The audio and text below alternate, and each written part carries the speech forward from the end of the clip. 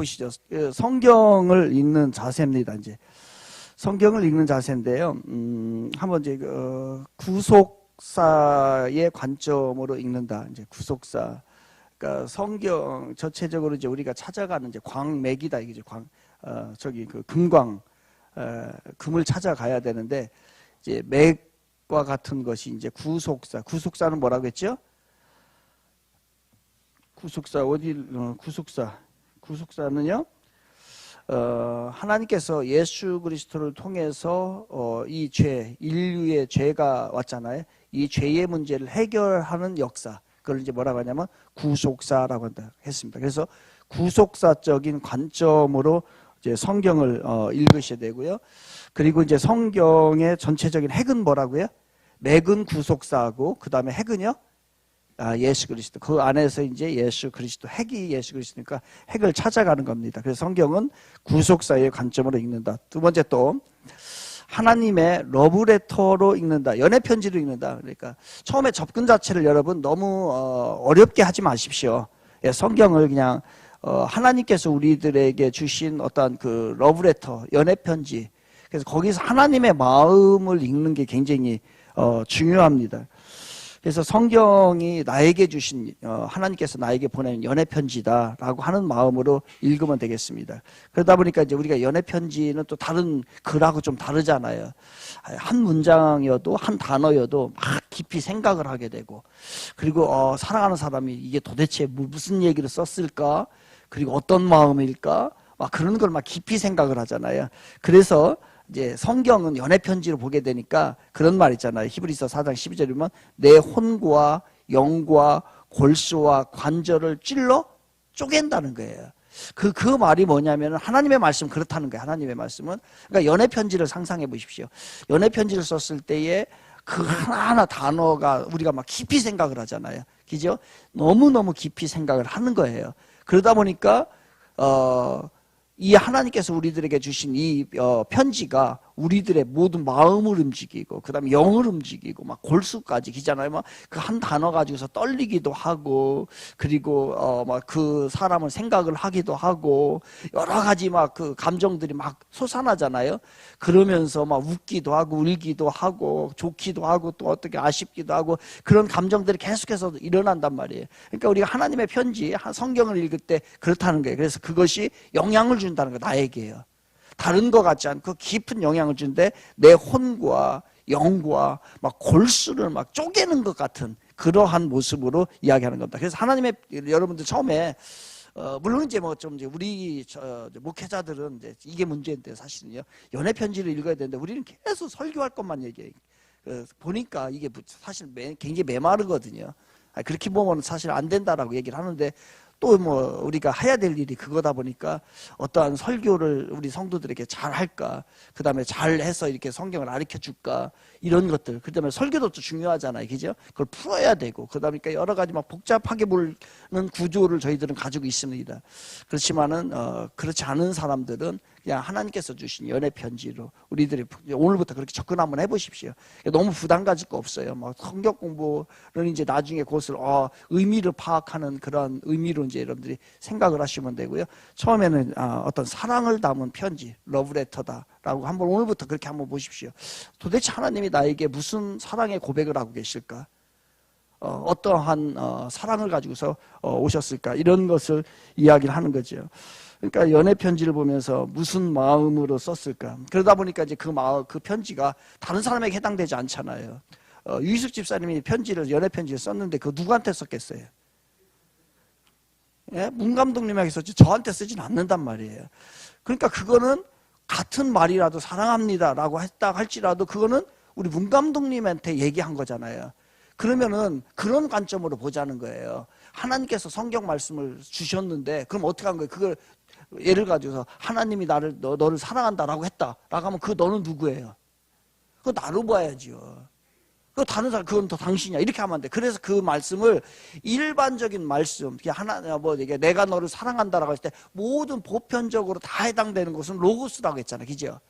그런데 그게 나하고 하나님 나에게 주신 말씀이야. 다른 사람에게 한 얘기가 아니고 유희숙 집사님이 문 감독님에게 한 얘기야. 아, 내가 너를 사랑해 라고 한 것은 우리 김영순 권사님한테 한 얘기야. 나에게 딱 받는 거, 그걸 뭐라고 하는 거예요? 레마라고 하는 거잖아요. 레마. 그러니까 그 말씀으로 봐야 된다는 거예요. 그 오늘 성경 보면서 이걸 뭐 하면서 이거 누구한테 해당되는 말인데 이렇게 하면은 이거 굉장히 교만한 거예요.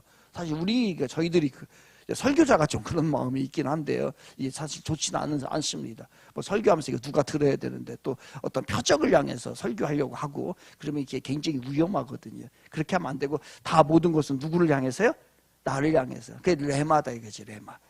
그 사랑의 편지가 하나님이 나에게 주신 거야. 다른 사람은 아무 상관없어요. 아무 상관없고 나와 상관이 있다라고 하는 그 날 향한 하나님의 사랑의 마음. 날 향한 하나님의 사랑의 마음. 그러니까 그렇게 하게 되면은 같은 거라고 할지라도 정말 그 사랑이 막 가득하게 느껴지지 않겠어요?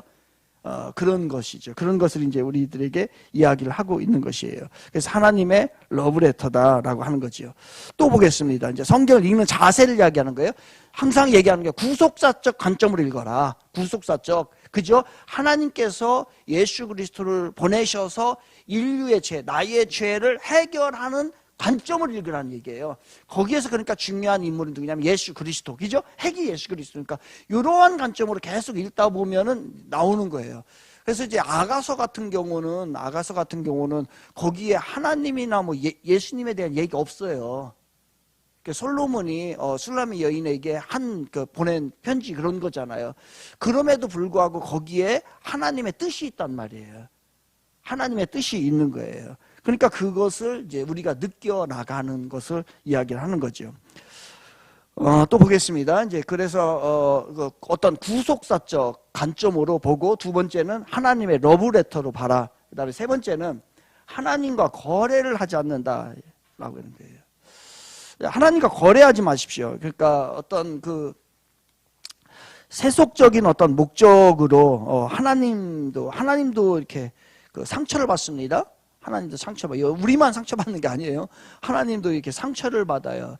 왜냐하면 우리들의 목적이 굉장히 세상적인 것으로 나의 것만 얻기 위하여서, 세상적 축복만을 위해서, 그 다음에 내가 뭐 이렇게 봉사하고 하나님 앞에 드리고 하나님 앞에 예배하는 이 자체를 어떤 상거래를 하는 것처럼, 내가 이거를 주면 하나님이 이렇게 주겠지라고 한다고 한다면 이게 얼마나 하나님이 마음이 안 좋겠냐고요. 그렇게 하지 말라는 거예요. 신앙생활 너무 그렇게 하지 말라는 거예요. 그렇잖아요. 제가 문 감독님에게 짜장면을 샀어요. 제가 왜 샀어요? 제가 이게 짜장면을 사면 제 마음이, 제가 저 사람에게 먼저 사면 저 사람 나중에 탕수육 사겠지, 이런 마음으로 그걸 알았다고 한다면 요 양반한테 나중에 저를 밥을 먹으려고 하겠냐고요. 그죠? 그냥 좋으니까 우리 밥 먹자 해가지고서 짜장면 산 거예요. 그래야 되는데 그렇지 않는 거예요. 제가 그렇지 않고서 다른 얘기를 하는 거예요. 예를 가지고서 뭐 이렇게 볼펜을 하나 제가 이제 선물했단 말이에요. 선물했으면 나중에 이제 더 좋은 볼펜을 사주겠지, 이렇게 생각을 하고서 여러분이 하면은 하나님이 어떻게 한다? 상처받는다는 거예요. 이렇게 신앙생활 좀 순수하게. 순수하다는 건 뭐예요? 그 사람이 참 순수하다라고 하는 것은요, 카운트하지 않는 거예요. 노 카운트예요. 카운트하는 거예요. 우리는 내가 이렇게 하게 되면 하나님이 이렇게 할 거야. 내가 이만큼 봉사하면은 뭐 하나님이 줄 거야. 그 다음에 내가 예배를 드리게 되면은 이게 하나님이 뭐 이렇게 어떤 마일리지 넣는 것처럼 마일리지 넣어가지고서 나중에 내가 그거 쓸 거야. 이렇게 하지 말. 카운트 하지 말. 노 카운트. 신앙이 순수성이라는 건 그런 거예요. 이게 세상과 그렇게 중요하지 않습니다.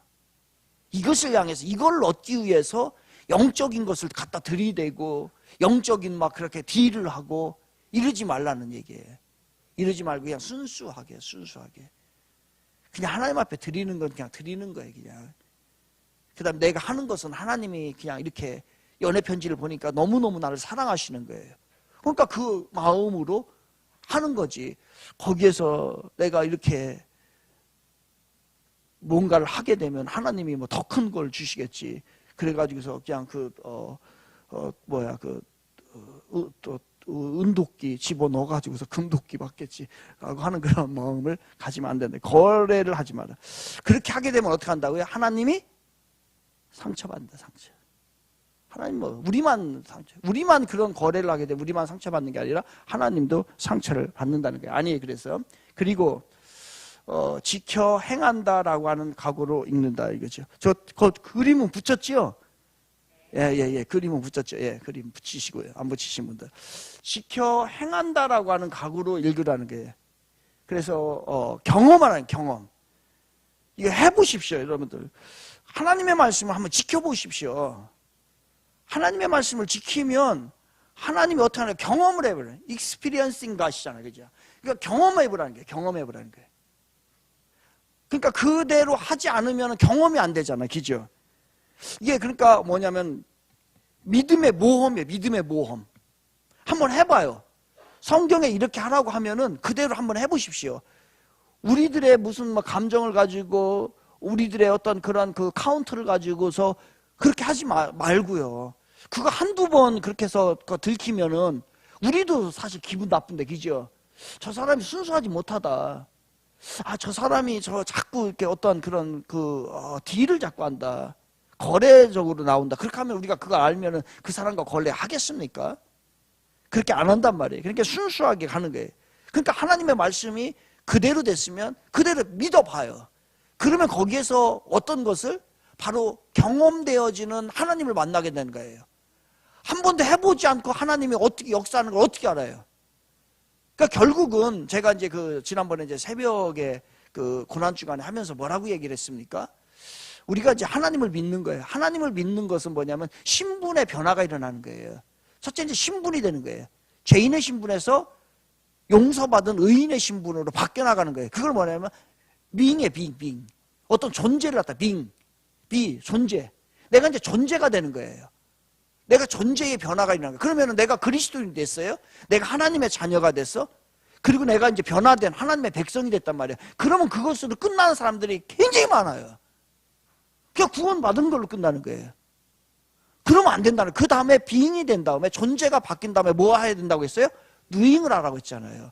행하라는 거예요. 행하라는 거예요. 그대로 실천해요. 죽을 상황 가운데 가 있어도 해보는 거예요.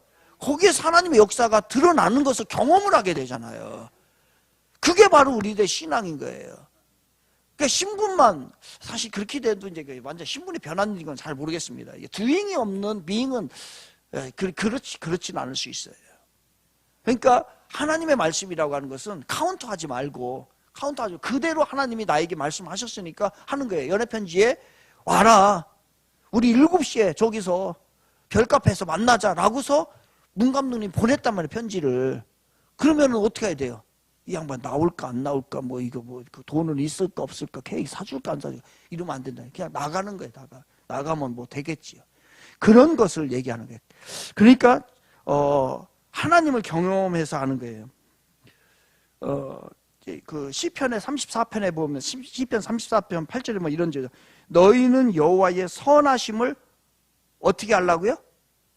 맛보아 알지니라. 맛을 봐야죠. 맛을. 그것을 직접 입에다 넣고서 맛을 봐야만이 그게 맛있는지 맛이 없는지를 알 수 있다는 거예요. 그런데 그걸 안 보고서 이게 맛있다 맛없다 그게 안 되는 거예요. 그러니까 여호와의 선하심을 우리 하나님 우리들을 향해서 하시는 일들을 어떻게 해요? 맛보아 알지어다.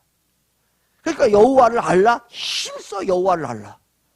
그러면 그 여호와 하나님이 우리들의 삶 가운데 드러난다는 거예요. 한번 해보십시오. 한번 해보시면은 그대로 돼요. 그런데 우리가 먼저 이미 다 판단을 다 해버린 거예요. 이건 될 거 안 될 거 이미 선을 딱딱딱딱 다 거눴어요. 그러면은 안 되지. 우리 그렇게 하면 안 된다는 얘기예요. 그래서 지켜 행한다. 또 이제 다음에 가겠습니다. 내가 성경을 읽는 것이 아니라 성경이 나를 읽는 것이다. 그 위에 거네요.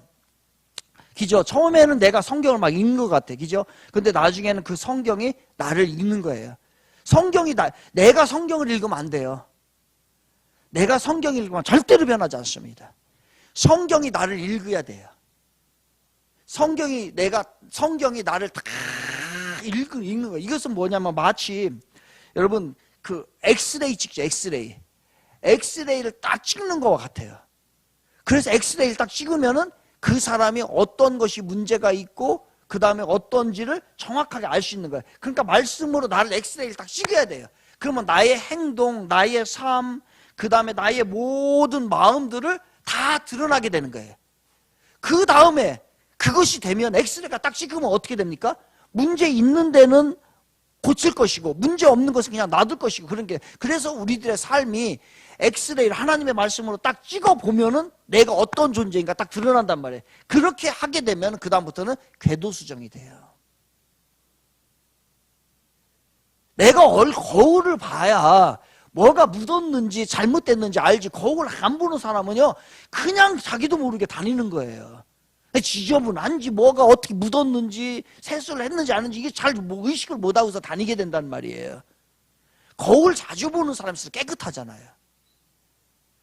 그러니까 우리들도 하나님의 말씀을 자주 보고 하나님의 말씀을 나를 비춰봐야 그게 엑스레이를 딱 찍는단 말이에요. 그러면 아, 내가 이거 잘못했구나, 내가 이런 행동을 했구나, 하나님이 여기에 봤을 때에 내 말씀에 비쳤을 때 잘못됐구나라고 하는 거예요. 이게 성경을 지금 이게 보셔야 됩니다. 성경을 안 보고서 신앙생활하는 것은 뭐냐면은 거울을 안 보고서 내가 멋있는 사람이 되겠다라고 하는 거와 비슷한 거예요. 뭐 어떻게 하다 보니까 멋있는 사람이 될 수도 있겠지요. 그렇지만은 우리가 안 보이는 부분들이 너무 많잖아요. 그런 부분에 대해서 우리가 해결할 수 있는 방법이 없단 말이지요. 궤도수정하지는 못합니다. 그래서 늘 말씀을 좀 들으시고요. 그리고 그 다음에 이 말씀을 좀 읽으시고요. 그리고 하나님의 마음을 헤아려 보는 게 굉장히 중요합니다. 그래서 날마다 이렇게 많이 안 하셔도 돼요. 성경을 막 이렇게 막 기계적으로 막, 글쎄 저는 좀 그런 그것도 필요하죠. 필요합니다. 그렇게 쭉쭉쭉쭉 읽으면은 거기에서 오는 또 능력이 나타나요. 그런데 그게 안 된다고 한다면은 분량 너무 많이 할 것 없이 일정하게, 뭐 제가 말씀드렸잖아요. 하루에 한 절만이라도 그 말씀을 정확하게 파악하라고요. 그래서 그 한 절 가지고서 뭐 하라고요? 하나님은 누구신가 발견하고, 그리고 두 번째 거기에 그 말씀 가운데 비춰졌을 때에 뭐예요? 그 거울이 조그만 것도 비치잖아요. 그죠? 조그마한 것도 내 모습 비치잖아요. 그러니까 조그마한 거 가지고서 날 보는 거예요. 그러니까 내가 죄가 뭔가 이걸 안다 했잖아요. 세 번째는 또 뭐라고 했어요? 약속의 말씀, 여기 축복의 메시지가 거기 있다는 거예요. 그리고 네 번째는 뭐라고 했습니까? 명령이 뭐냐, 하나님이 나에게 그 말씀을 통해 명령. 그리고 다섯 번째는 그 말씀 가지고 내가 해야 될 기도가 뭐냐. 이거 하루에 이것만 하십시오. 이것만 해도요 신앙이 엄청나게 바뀌게 됩니다. 뭐 이게 쫙 읽고서 뭐 다 알모냐 다 막 좋지요. 그런데 그게 이제 안 되는데 다른 걸 하려고 하니까 하다가 이제 막 하루에 막 5장씩 읽기로 막 그 연초에 막 작성했어요. 그랬더니 한 이틀 가면 끝이요.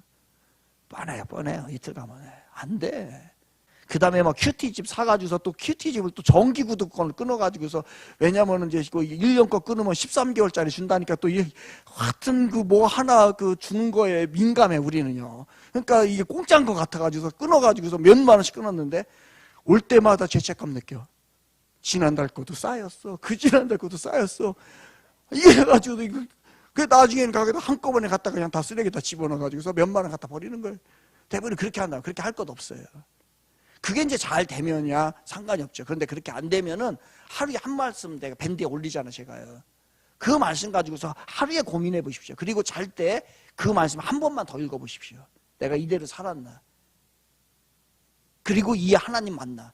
그러면요 우리들의 입술에서 사랑의 하나님, 이 단어, 은혜의 하나님, 이것만 하나님이 하잖아요. 하나님이 얼마나 넓은데요. 그 하나님을 다 경험할 수 있다니까요. 그 말씀 한가운데 있는 거예요. 그래서 우리가 성경을 내가 읽는 게 아니에요. 처음에는 이제 내가 읽어요. 그런데 나중에는 성경이 막 나를 읽는 거예요. 그러니까 그런 성경 읽으니까 엑스를 팍팍 찍으니까 이 속까지 다 보이게 되는 그런 일들이 발생을 하지요. 보겠습니다. 또 맹목적으로 읽지 말고 자주 질문하라. 저는 이거 굉장히 제가 추천하는 거예요. 이분도 이제 이렇게 얘기를 했는데, 물론 이게 새로운 게 아니니까 이제 하다 보면 이게 질문이 얼마나 중요한지 알아요. 경타가 그래 안 그래? 목사님 뭐라고 했어? 기도할 때 하나님 앞에 뭐를 많이 하라고 했어요? 이거 질문하라 지키죠? 기도할 때 질문 많이 하라고 했어, 안 했어, 경타가? 했지? 그러니까 다른 거 하지 말고 그냥 하나님 앞에 물어보라고 했어요. 하나님 내가 이 일을 해도 될까요? 하나님 내가 이 일을 하려고 하는데 어떻게 생각하십니까? 그냥 이렇게 누구하고 이제 대화를 나누듯이 그냥 질문하십시오. 이게 습관이 돼야 돼요. 그럼 하나님의 마음이, 하나님이 막 이렇게 어떤 산신령처럼 나타나서 응답하시는 거 아니에요. 그런데 이미 환경과 모든 책과 모든 그 말씀을 통해 가지고 어쨌든 간에 말씀하신단 말이에요. 어떤 때는 아무 소리를 안 들었지만 내 행동 자체가 그쪽으로 끌려가는 일들도 발생하는 거예요. 그러니까 여러분 자꾸 물어보십시오. 성경에서도 모르는 거 있으면 이게 이런 뜻입니까? 그러면은 뭐 누가 가르쳐주든 가르쳐주기도 하고 때로는 하나님이 가르쳐주기도 하고. 무슨 질문이든 해라. 하나님이 대답 못하실 질문은 없다 이거예요. 이렇게 경박한 거 아닙니다, 여러분. 성경을 읽으면서 어디 감히 하나님 앞에 질문하고 어디 성경에 대해 질문, 그냥 맹목적으로 믿어야지. 이거는 맹신이에요, 맹신. 이거는 저기가 저속한 종교들이 하는 거예요. 고급 종교는 이렇지 않습니다.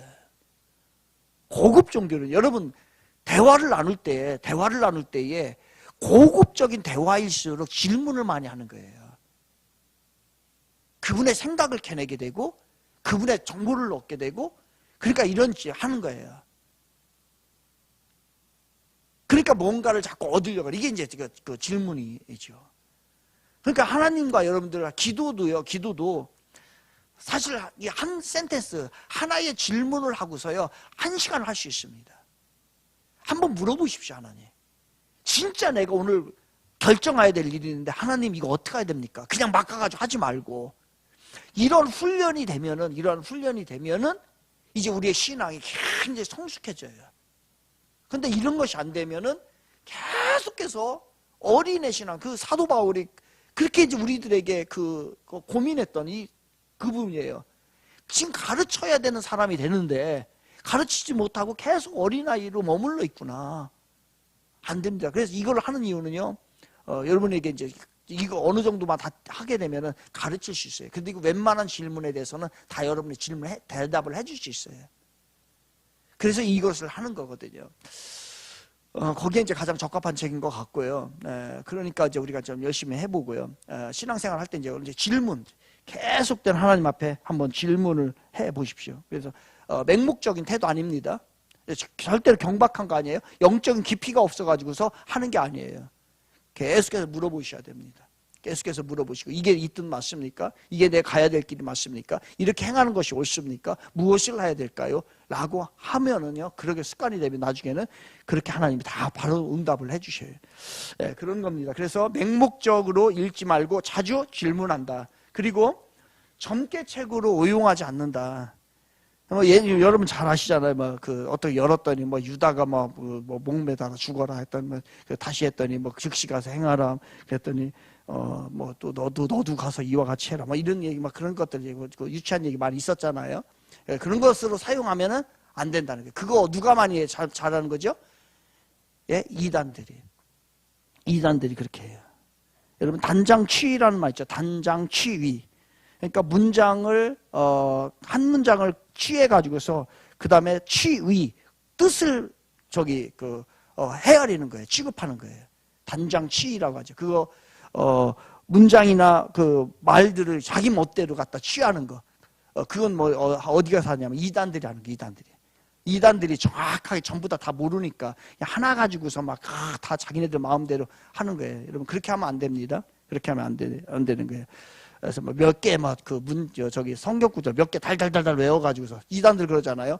누구 만날 땐 요거 가지고서 해, 요거 만날 때 어떤 상황 이거 해, 달달달달달달 외워. 그거 그냥 맨날 모여가지고서 달달달달달달 외워가지고서 그때 그 상황에 처해가지고 있을 때에 그걸 얘기하는 거야. 단장취위죠. 이게 점괘책으로 보는 거예요. 아닙니다. 그렇게 보아니요. 통전적으로.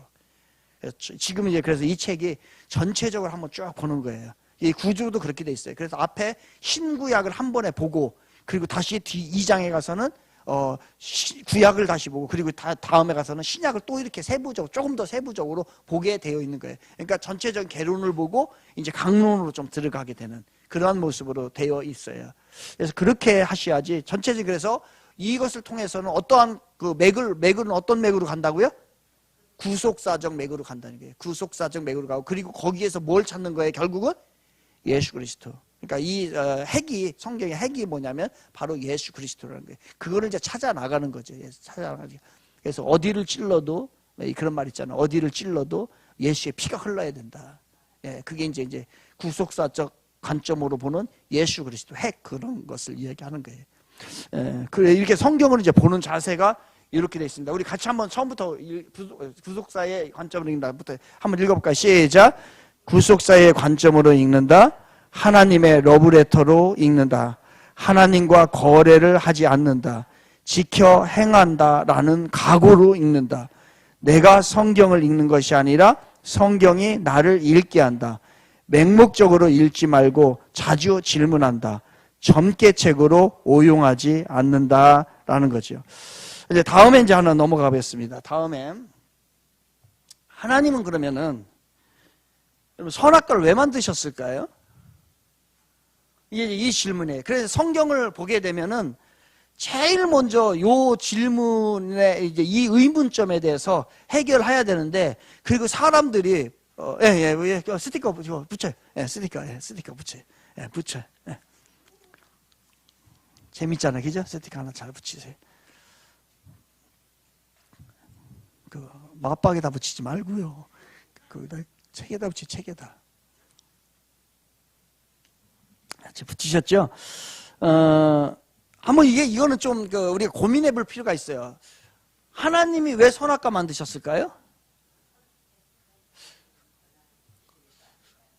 그래, 맞아요. 그런데 한번 곰곰이 생각을 해보잖아요. 그 사람들이 이게 질문하잖아요. 왜 선악과?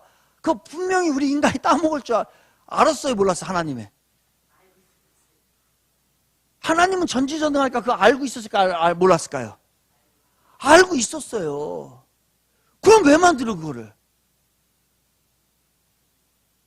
그리고 선악과를 따먹어서 우리가 죄를 질 줄을 이미 하나님은 다 알고 계셨단 말이에요. 그리고 나서 또 그것을 따먹고 죄를 지으니까 뭐라고 하냐면 또 돌아올 수 있는 길을 또 만들어 주셔요. 이 꼭 장난치는 것 같아요, 하나님께서. 병 줬다가 약 줬다가 병 주고 약 주고 하는 그러한 것을 이야기합니다.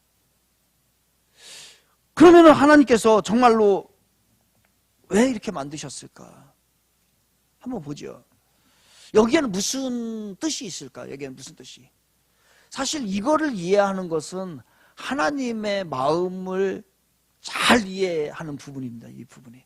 하나님께서. 이제 하나님께서 사람을 이제 창조를 하시잖아요. 다른 거는 이제 다 말로써 하게 되는데 사람만은 이제 흙으로 이렇게 만들게 됩니다. 흙으로 만들고 나서 이제 거기에다가 이제 그 코에다가 생기를 집어 넣어서 넣는 순간에 이제 이게 생명 사람이 된 거잖아요. 그죠? 사람이 됐어요. 그랬더니 사람이 이게 벌떡 딱 구실을 하는 거예요.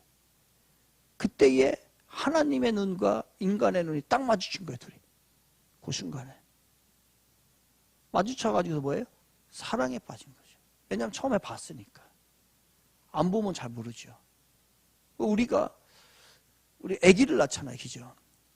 아기를 낳았을 때에 진짜 딱 보면은 너 이게 생각으로만 가지고 있었고 그때 보지 않을 때 하고는 많이 천지차이에요, 그죠? 딱 보니까 이게 내 새끼구나. 그 마음이 딱 드는 거예요. 그 순간에 이제 그러한 거와 똑같은 거예요. 흙으로 만들었는데 움직이지 않다가 이게 움직이는 거예요. 그것을 딱 보는 순간에 하나님께서 사랑에 빠지게 된 거예요. 인간과. 그런데 하나님은 그 순간에, 사랑에 빠지는 순간에 이제 문제점에 봉착을 하게 됩니다. 왜? 사랑에 빠지게 되면 이게 이제 또 이제 사랑 아리를 하게 되잖아요. 거기에 대해서 이제 하나님이 이제 문제를 이제 갖게 되는 거예요. 분명히 이 세상에는 창조주는 하나님이시고, 그리고 피조물이 이제 있는데 그 중에 살아있는 피조물은 이제 인간인 거예요. 그러니 이 인간이 신이 아니잖아요. 하나님이 아니잖아요. 그러니까 하나님이면 상관이 없어요.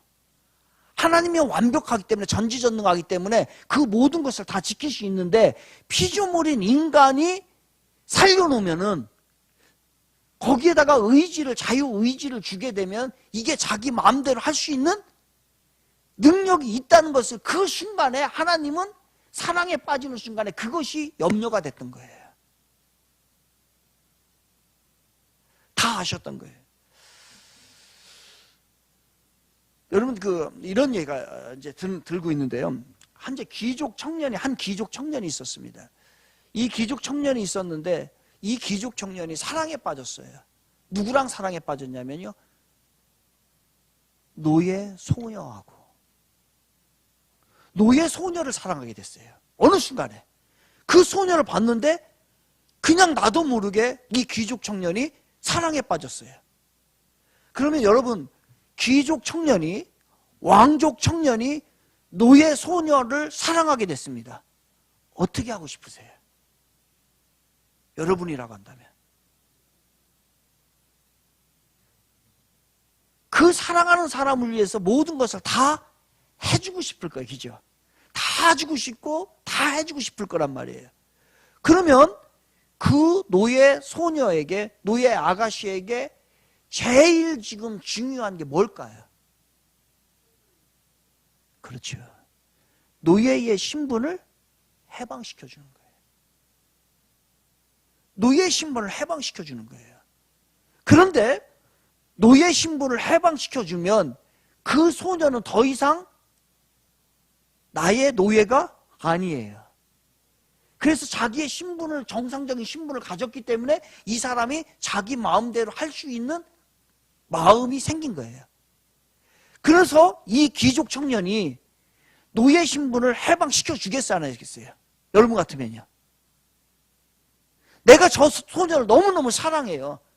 그러면 그 해방시켜 주겠어요, 안 해주겠어요? 안 해줘요? 안 해줘? 그냥 데리고 놀아? 다 해방시켜 줄 거란 말이에요. 그래서 해방을 시켜주기로 작정을 했어요. 그런데 거기에 이 청년이 고민이 하나 있는 거예요. 바로 뭐냐면 그 소녀가 해방시켜주면 자기를 떠날 수도 있다는 거예요. 그것에 대한 마음이 생긴 거예요. 가슴앓이를 하게 된, 사랑앓이를. 그렇다 할지라도 이 청년이 이 소녀를 해방시켜줘, 안 시켜줘요? 시켜줬어요. 이 소녀는 어떻게 됐을까요? 여러분, 어떻게 됐을 것 같아요? 그 청년하고 사랑에 빠져서 평생 살았을 것 같아요? 딴짓을 했을 것 같아요? 그 소녀가 노예 청년을 만납니다. 그래서 자기의 신분에 비슷한 사람하고 만나니까 너무 좋은 거예요. 그래서 거기에 빠져서 떠나게 되죠. 그때에 이 청년이, 귀족 청년이 그 소녀에게 이렇게 전에 얘기했던 거예요. 내가 너를 해방시켜 주겠다. 그러나 네가 나를 떠난다고 한다면 내가 보내줄 터인데 그때에 네가 나에게 떠난다라고 하는 편지를 써서 내 신발 속에 넣어줘라. 그러면 네가 나를 떠난 것으로 알겠다. 어느 날 신발을 신으려고 하니까 편지가 하나 있는 거예요. 그 편지가 그 편지였던 거예요. 이 청년은 이것까지도 예상을 하고 그 소녀를 사랑했던 것이고, 그리고 그 소녀의 노예 해방서를 위하여서 노예 해방서를 주었던 그 증서를. 하나님께서 사람을 만들고 난 다음에 사랑에 빠진다. 물론 우리 인간적인 그런 사랑은 아니죠. 신과 인간과의 창조주와 피조물의 사랑이지요. 그 사랑에 빠지게 됩니다. 그리고 난 후에 그러면서 하는 얘기가 동산 나무 중앙에 선악과가 있으니 이 선악과를 네가 따먹는 순간 네가 나를 버리고 떠난 줄로 알겠다. 그래서 하나님은 늘 그 선악과를 지켜보고 있던 거예요. 이 아담과 하와가 이 선악과를 따먹었을까 안 따먹었을까? 나와의 사람 관계를 계속 할까 안 할까? 그런데 아담은 어떻게 했어요? 선악과를 따먹고 간 거죠. 사탄의 유혹에 넘어갔어요. 그것을 하나님이 알 수 있었을까 몰랐을까요? 알았죠. 그런데 또 너무너무 사랑하니까 그 청년이 이야기했어요.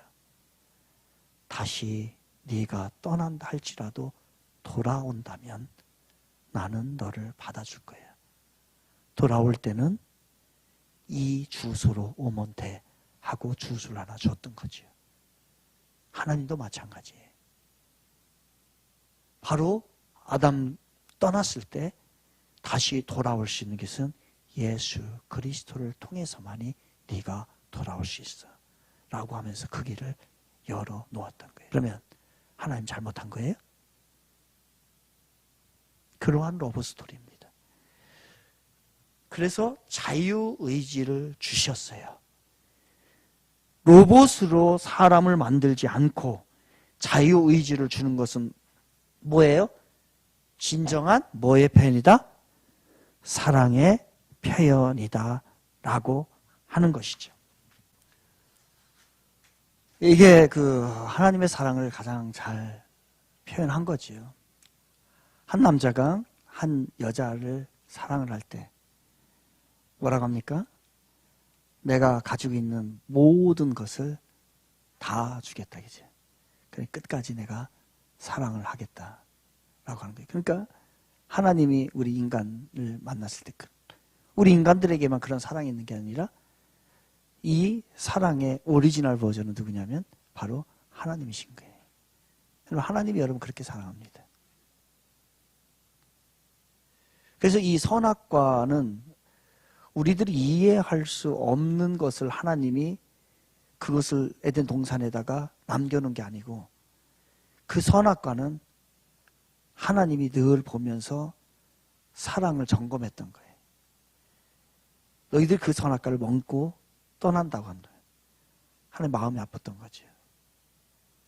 그러니까 늘 보셔온 거예요. 저 떠났나 안 떠났나. 저 노예 소녀가 나를 버리고 떠났나 안 떠났나. 근데 결국은 떠나지요. 편지 한 장 써놓고요. 하나님께서도 그 선악과를 보면서 떠났구나. 마음이 이미 떠났구나. 그것을 알게 된 거예요. 그리고 난 후에 그러면 돌아올 수 있는 길을 만들어야지. 물론 이제 다 하나님은 다 계획했지요. 인간을 사랑하는 순간에 모든 것을 다 계획한 거지요. 예수 그리스도를 통해서 돌아오기를.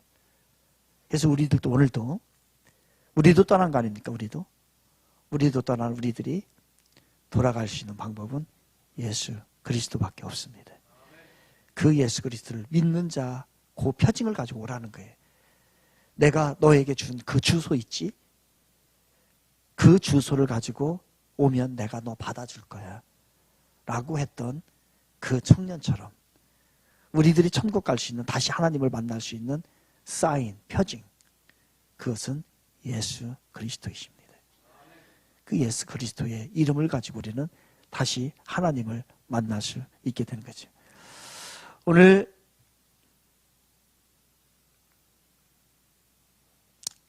아가서 8장 6절에 이제 이런 말씀이 나오죠. 사랑은 죽음같이 강하고.